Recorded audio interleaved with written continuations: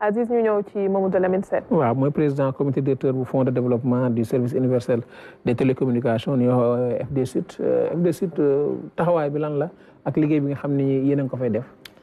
waaw FD Sud taxawaayam mooy lépp lu jëm ci connectivité universelle mooy fexe ba gox-goxaan yi nga xamante ne amuñu connexion de manière générale wala amuñu téléphonie mobile. ñu fexe faa yóbbu téléphonie mobile. loolu nag ab fonds la bi nga xamante ne code des communications électroniques bu 2018 moo ko créé. fonds boobu opérateurs yi redevance ñi ñi joxe dañ ci jël benn pourcentage de 75% versé ko fonds bi pour ñu mën a dem def ay sites ci zone yooyu nit ñi mën fa am connexion. parce que tout simplement zone yi dafa nekk ay zones yi xamante ni d'habitude c'est ay gox yu sori la donc opérateurs yi pour ñu dem fa c'est pas rentable pour eux donc état bi da leen di subventionner pour ñu mën a dem indi connexion ci zone yooyu. loolu ci wàllum connexion la FD Sud aussi am na beneen mission bu ñuy waxee inclusion numérique parce que nit ñi boo leen joxee connexion aussi il faut nga jox leen ay jumtukaay. donc day mettre en place ci yenn gox-goxaan yi ay salles multimédia donc pour que nit ñi mën a tàggatu ci jumtukaay yooyu noonu. dañu am nañ aussi li ñuy wax ay living lab ay genre mën na wax laboratoire yi ñuy tabax la. pour lépp lu war jëm ci innovation ci gox yi nga xamante ne en tout cas c'est ciblé en fonction des secteurs. ci yenn régions yi en tout cas dañuy xool li nga xamante loolu moo fa gën a développé. ñu def ay living lab ngay mën a liggéey ci mën a nekk ay produits mën na nekk en tout cas daal. li nga xamante ni ci gox boobu moo fa gën a mën développé. innovation bi ci wàllu boobu lañ koy jëmale. yooyu aussi FD Sud da ciy dox mooy wàllum inclusion numérique donc ak formation ak lépp li nga xamante ni moo ko wund. gis nañ université itam gis nañ da ngeen ciy yëngu lu bëri. dégguma ci université itam da ngeen fay yëngu lu bëri. université yi aussi université yi beaucoup moins parce que ñun quand même FD Sud c'est plus orienté zone rurale. donc li ma wax très souvent rek wax naa ko démb bu ñu bëggee comprendre rek def un parallèle FD Sud c'est l'équivalent de laser dans le domaine des télécommunications. L'électrification rurale. Voilà donc c'est vraiment le pendant de l'autre côté. donc foofu mooy seen zone de concentration mais pas les zones urbaines après de temps en temps mën nañu am ay demandes et on l'étudie si ça se justifie ñu def ko mais le cœur du métier c'est vraiment les zones rurales. tout à fait et reculées. alors fan yi dañoo am li nga xam ne moom moo di Starlink daf fi ñëw ñu bëri comprendre ñu lan mooy Starlink ak naka la def ba ñëw ci réew. moom opérateur satellitaire la bi nga xamante ni day fournir internet par satellite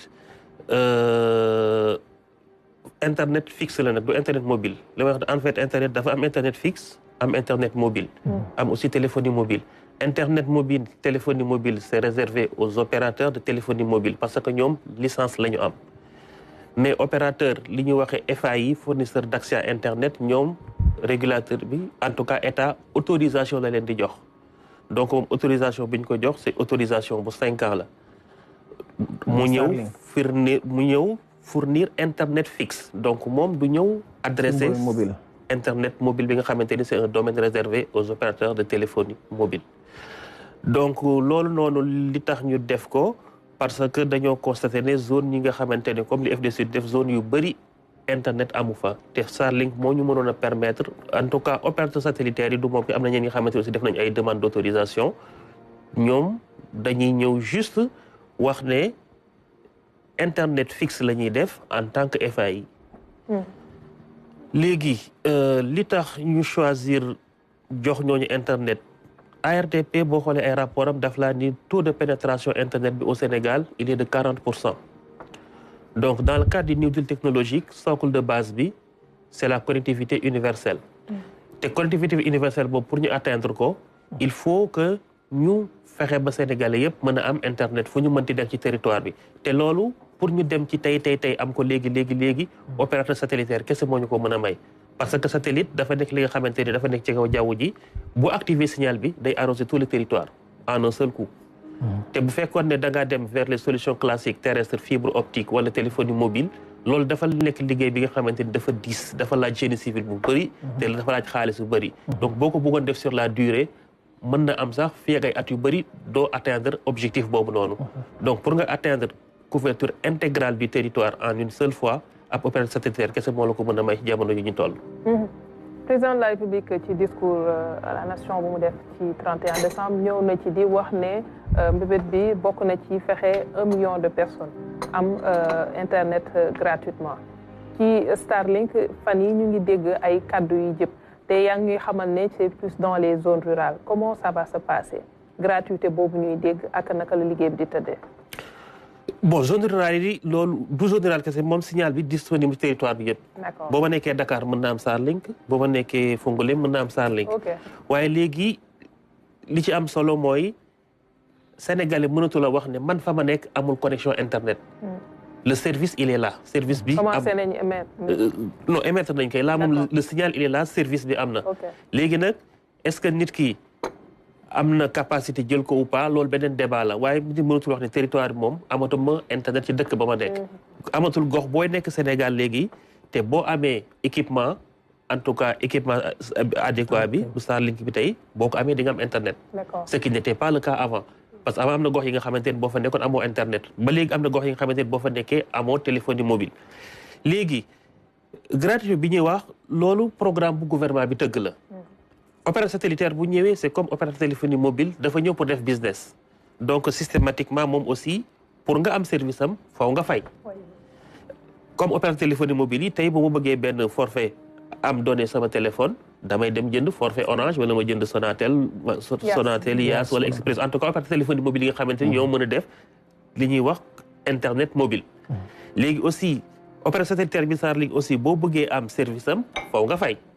léegi gouvernement bi nag dafa tëgg benn programme bi nga xamante ni programme 5000 kits la 5000 kits yooyu noonu c'est pour couvrir 1 million de personnes mais loolu dañu am ay secteurs yi nga xamante ni dañ ko ciblé du nekk en fait nekkul ne c'est gratuit pour tous les Sénégalais loolu moom gouvernement bi attanul loolu boo bëggoon a jox Sénégal yëpp internet gratuitement yaakaar naa ne du ci génn parce que finance publique yi permettre wuñ ko léegi programme boobu ñu tëgg c'est un programme sur 5000 kits secteurs yi ñu ciblé c'est l'éducation de manière générale l'éducation nationale l'enseignement supérieur la formation professionnelle ak gox-goxaan yu sori yi nga xamante dafa nekk ci àll bi ñuy woowee zone blanche mooy zone yi nga xamante ne amul dara ci internet am na ñi bokk ci programme bi aussi mooy les déplacés villages yi nga xamante ne sont dans le plan Diomaye pour la Casamance dinañ def aussi couvrir quelques sites touristiques ay parcs zone blanche yi li ñu fay def mooy li ñuy woowee wifi communautaire donc da ngay dem ci place publique quelque part ci dëkk bi nga xool fi gën a placé nga bàyyi fi antenne bi ñu mën a def le qu'on appelle du wifi public nit ki day ñëw connecté wu gratuitement te du fay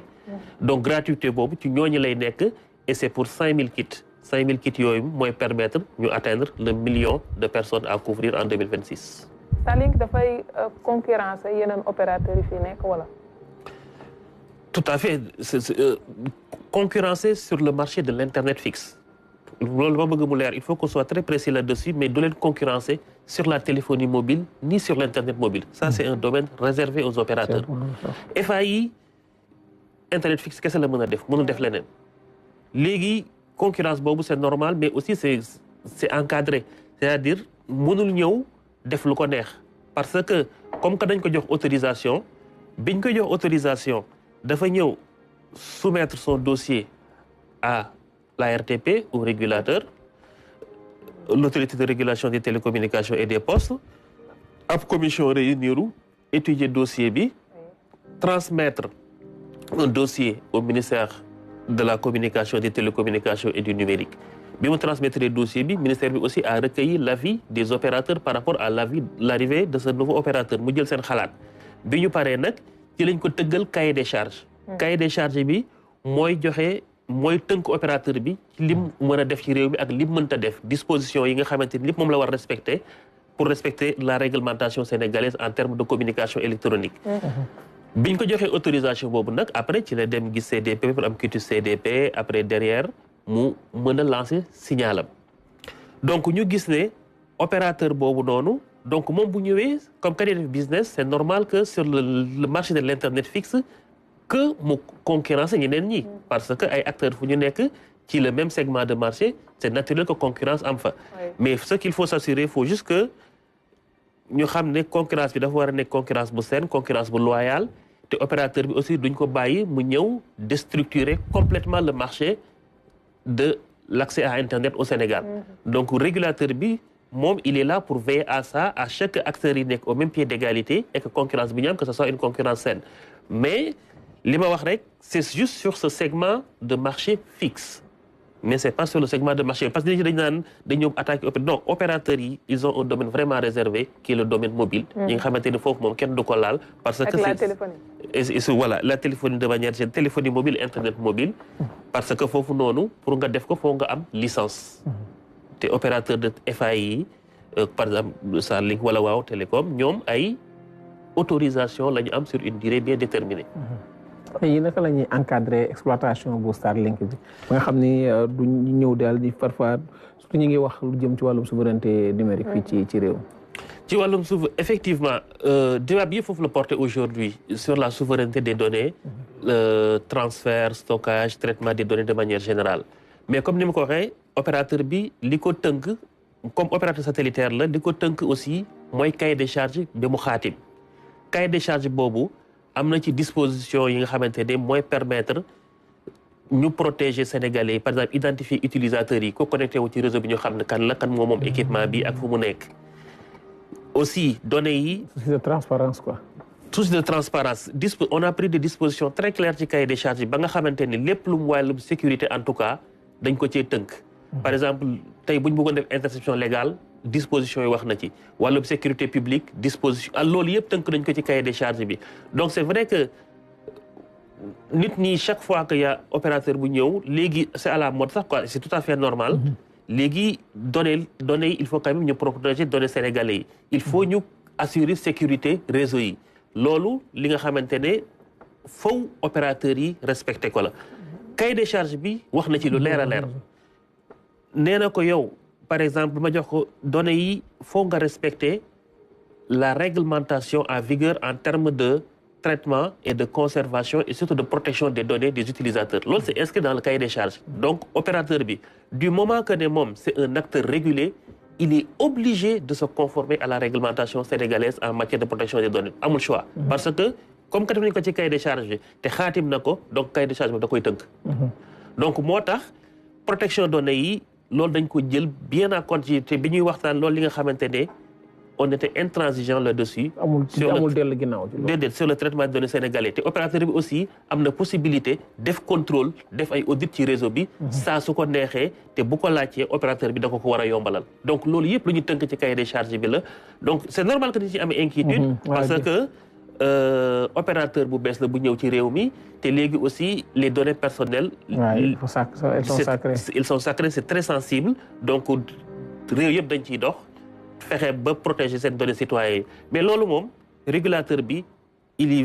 régulateur bi en tout cas acteurs yi nga xamante ni ñoo ciy liggéey. il veille vraiment à ce que les données personnelles des Sénégalais soient en lieu sûr et entre de bonnes mains. souveraineté bi lay taxaw parce que Aziz mu ngi koy waxaale est-ce que souveraineté méngoo na ak suñu espace bi nga xamante ne mooy ci wàllu téléphonie. mobile ak li nga wax muy internet fixe bi ñu mën koo bàyyi ñeneen ñi nga xamante ne ñooy gérer l'exploitation. méngoo na mooy li ma wax rek tout dépend disposition yi ngay teg pour encadrer ko parce que loolu mooy déterminant par rapport ak nit ki li mu mën a def ak li mënta def par exemple tey Sénégal bi mu jox autorisation opérateur satellitaire daf ko imposer mu construire une passerelle au Sénégal. passerelle genre gateway la bi nga xamante ni c'est benn infrastructure terrestre la bi nga xamante ni données yi fa la ñuy jaar donc fii d'ici fin 2026 opérateur satellitaire bi il est obligé mu tabax gateway bu Sénégal da nga xamante ni day aussi ñëw renforcer la protection des données sénégalais donc gis nañ ne mooy li ma la te gateway yooyu noonu opérateur satellitaire yi am duñ ko def ci dëkk yëpp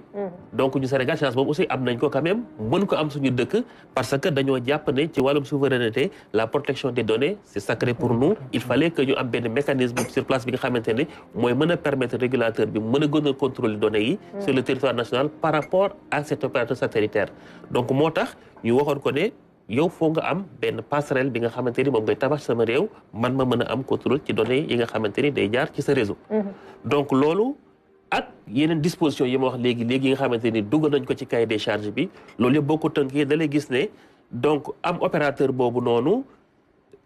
nekkul ne am nga opérateur bu nekkul ci réew mi rek forcément say données day dem mënoo ci am benn contrôle déedéet demeewul noonu opérateurs yi muy opérateurs yi nekk ci réew mi opérateurs yi nekk ci réew mi yëpp loi de protection des données personnelles moo leen tënk te ñoom ñëpp dañ ci war a conformer wu amuñ choix kii aussi comme que c'est un acteur régulé bu ñëw ci territoire bi il va se conformer naturellement. C'est bien d'insister là-dessus parce que nit yi dañuy am inquiétude surtout ak yi am problème am daaf fan yi c'est tout à fait normal comme li wax acteur bu bees la rek acteur bu bees bu ñëwee moom c'est normal que inquiétude yooyu am mais nañ rassuré wu que en tout cas les dispositions jël nañ ko ci cahier des charges bi bu xaatim ngir lépp luy protection de données ñu mën ko en tout cas tënk te mu nekk li nga xamante ne Sénégal duñ ci am problème loolu moom si mu ngi ci cahier des charges bi opérateur dina ci dox te comme li ma la wax rek li gën a am solo mooy le fait que ñu am une passerelle au Sénégal qui sera bi nga xamante nañ ko tabax fii ak fin 2026. fi ñu nekk ni nee nga mën nañ ci am nekk Dakar di ci jot. boo amee équipement l'avantage d'avoir une connexion satellitaire nga nekk en zone urbaine la zone urbaine yi aussi faut dire am na zone urbaine yi nga xamante ne aussi connexion internet fixe bi débit bi demeewul noonu. D'accord. surtout fa fibre bi yeggul. du ñëpp am na nga xamante am na zone yi nga xamante ne tey boo dee offert bëgg am dañ naan c'est pas éligible à la fibre. ADSL moo fa nekk ba léegi. donc loolu tout dépend nit ki li mu soxla est-ce que soxla naa débit bu bëri parce que satellite bi aussi li mu permettre mooy débit bi comparé ak débit ADSL wala débit fibre. bokkuñu satellite moo ko gën a gaaw fuuf léegi. question de choix la est-ce que man mën naa ko am wala est-ce que man mënuma ko am wala est-ce que débit bi ma am ci opérateur bi doy na wala doy ma muy mel ni tey rek di nit ki nga gis nga dem ci benn opérateur am fa jël fa box am nga dem ba ci débit nga ne box bi ça ne me convient plus xaaral ma changer dem ci keneen jël beneen box fii aussi c'est exactement la même chose la boo gisee ne par exemple fibre bi ma am doy ma léegi dama bëgg a dem ci satellite bi bu ma neexee ma dem am na ñi nga xamante aussi du ñu dem tout question d'appréciation la rek quoi ku nekk ak li nga soxla am na ñi nga xamante ni peut-être intéressé wu bi nga am fi nga nekk contenté na la mën nga fa des. ku nekk voilà bu nekkee aussi fa nga nekk contenté la jarul ngay bouger donc mën nga faa des aussi mais ñun li taxoon ñu gën ko indi sax li may wax rek moom ñëwul pour substituer wu opérateur yi fi nekk c'est vraiment pas ça c'est dans une logique de complémentarité il faut que mu nekk benn complément stratégique par rapport ak réseau bi nga xamante ni moo fi nekk léegi li ma ko wax rek li ma wax au début pourquoi ñu indi gën ko indi mooy dañuy jàpp ne comme que connexion c'est un droit comme ni ko président bi waxee pour tout Sénégalais c'est pas normal que ñi nekk ci dëkku taax yi mën a am accès internet mën ci jàng bu baax mën ci def commerce en ligne mën ci def de l'inclusion financière ñi nekk ci gox-goxaat yi gën a sori bañ a am droit boobu noonu parce que cette citoyen sénégalais yëpp ñooy am ci wàllum énergie ci wàllum ndox mais aussi ci wàllum télécommunication même pour les transferts d'argent donc inclusion financière donc ñu gis ne yooyu àdduna bi léegi ni muy doxee mënuñu nekk fii naan ñii am nañ internet ñii amuñu ko ñii nañu xaar 5 ans door ko am parce que àdduna bi ni muy doxee wàllum formation surtout bu ñu jëlee ci wàllum école yi tey boo amee internet sa école mën nga def de la formation en ligne par exemple am na professeur bi nga xamante ne mënoo ko woon a am parce que mënul jógee Dakar par exemple dem Kédougou dafa sori ci moom mais mën na toog Dakar di jox ay élèves ci benn lycée wala benn collège bu nekk Kédougou étudiants yi mën nañ am ay cours en ligne mën nañ bibliothèque en ligne yi dañ ciy accéder en fait ci wàllum éducation dafay am solo même ci wàllum santé bi nga xamante ni doon na nekk Dakar mënul def ki bu fekkee par exemple équipé nañu benn hôpital bu nekk au fin fond de Sine Saloum mu mën a bu def échographie en ligne c'est possible pour les dames au lieu que muy déplacer wu di yéeg charrette di dem fu mu ne mën na dem tout simplement def échographie en ligne parce que connexion am na fa donc ci wàllum santé wàllum éducation wàllum commerce même wàllum agriculture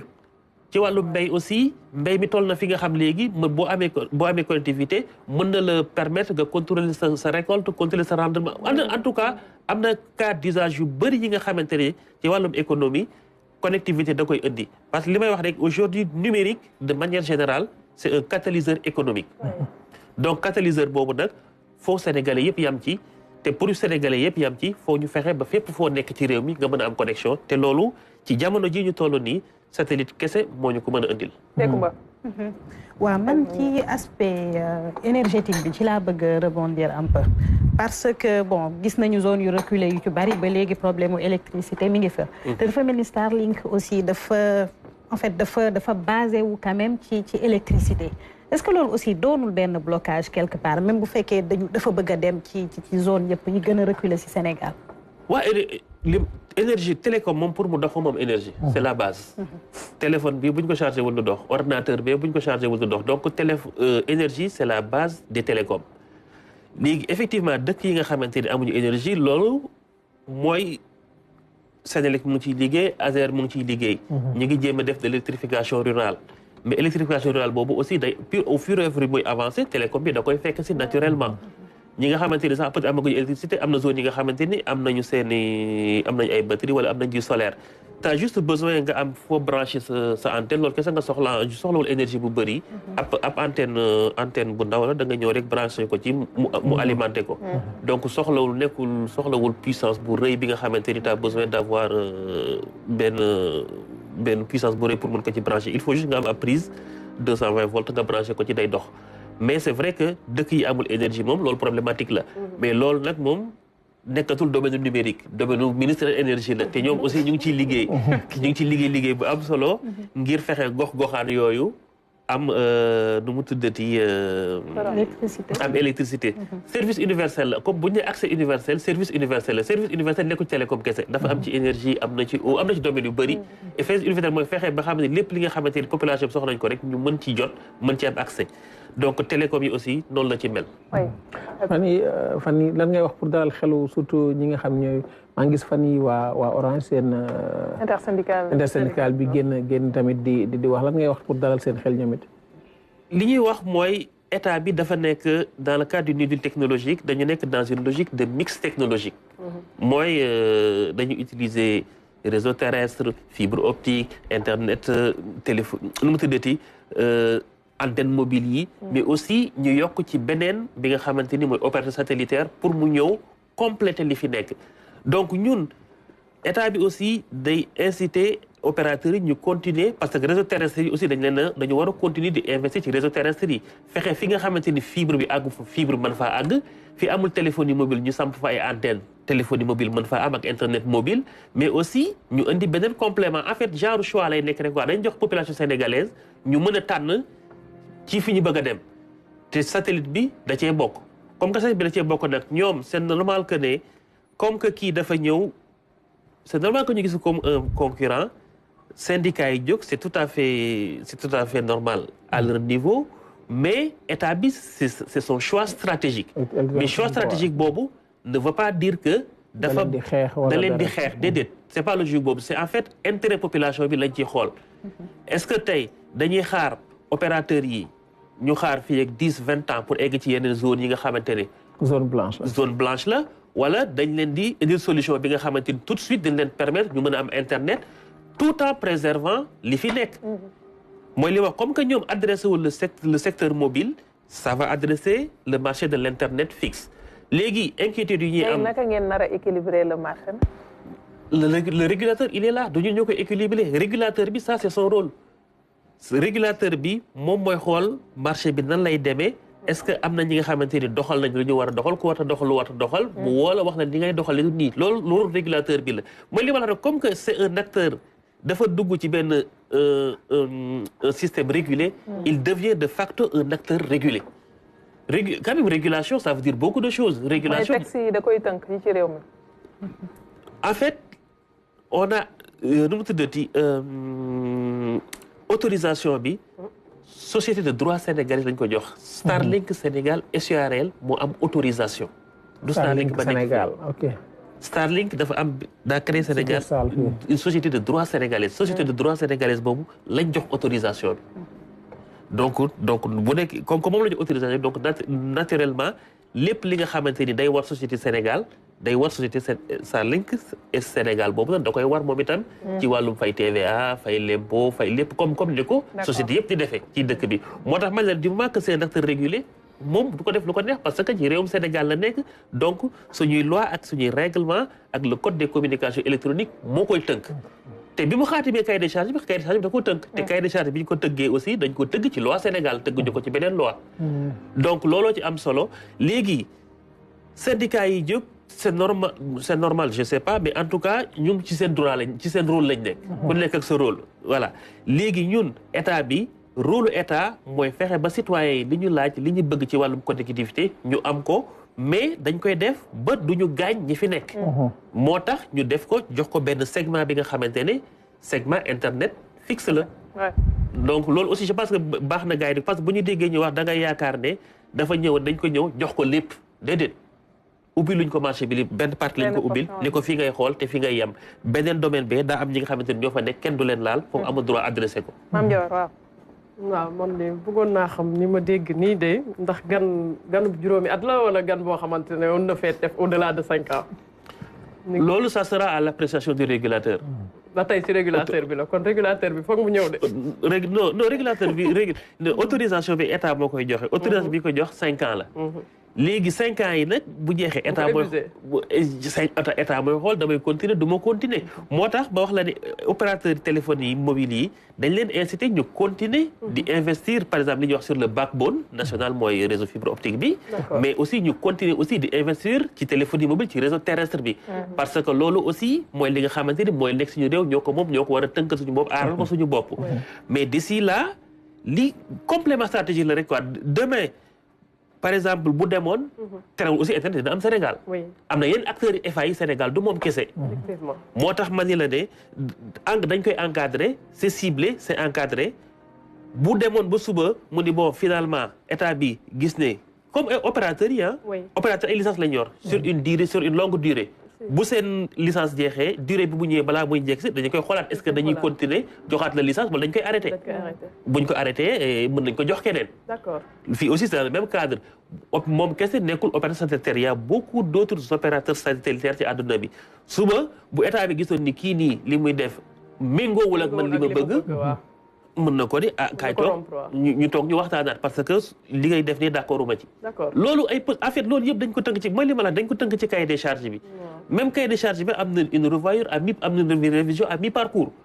donc bu ñu nee ba ci digg bi dañuy toog xoolaat waxtaanaat càmbar mbir yi donc loolu yëpp moo tax en fait nañ jàpp ne daal ñi nga xamante ni liggéey nañ ci cahier des charges boobu noonu en tout cas jéem nañu fexe ba lépp li ngay xamante ni mooy intérêt Sénégal protéger nañ ko ci donc du def lu ko neex bàyyi mu def lu ko neex te aussi dañuy fexe